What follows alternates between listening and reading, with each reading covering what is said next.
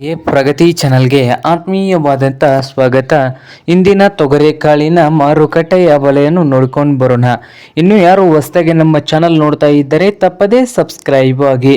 ಇಂದು ತೊಗರೆಕಾಳಿನ ಬೆಲೆಯನ್ನು ನೋಡೋದಾದರೆ ವಿಜಯಪುರದಲ್ಲಿ ಒಂದು ಕ್ವಿಂಟಲ್ಗೆ 6,800ದಿಂದ 7,200, 6,800ದಿಂದ 7,200 ರೂಪಾಯಿವರೆಗೆ ವಿಜಯಪುರದಲ್ಲಿ ಒಂದು ಕ್ವಿಂಟಲ್ ತೊಗರೆಕಾಳಿನ ಬೆಲೆಯನ್ನು ಹೊಂದಿದೆ. ಹಾಗೆ ಬಾಗಲಕೋಟೆಯಲ್ಲಿ 4,000 ರೂಪಾಯಿದಿಂದ 6,200, 4,000ದಿಂದ 6,200 ರೂಪಾಯಿವರೆಗೆ ಬಾಗಲಕೋಟೆಯಲ್ಲಿ ಒಂದು ಕ್ವಿಂಟಲ್ ತೊಗರೆಕಾಳಿನ ಬೆಲೆಯನ್ನು ಹೊಂದಿದೆ.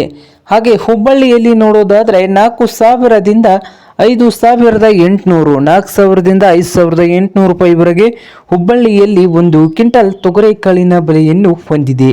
ಹಾಗೆ ಇನ್ನೊಂದು ಮಾರುಕಟ್ಟೆ ಆದಂಥ ರಾಯಚೂರದಲ್ಲಿ 6,000 ರೂಪಾಯಿದಿಂದ 7,600, 6,000ದಿಂದ 7,600 ರೂಪಾಯಿವರೆಗೆ ರಾಯಚೂರದಲ್ಲಿ ಒಂದು ಕ್ವಿಂಟಲ್ ತೊಗರೆಕಾಳಿನ ಬೆಲೆಯನ್ನು ಹೊಂದಿದೆ.